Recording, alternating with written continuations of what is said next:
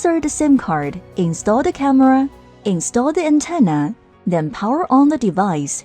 The blue LED will light up after about 1 minute. Click Next.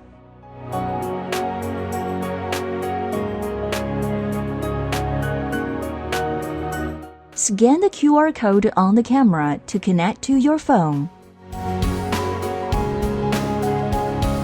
Enter the camera name and address.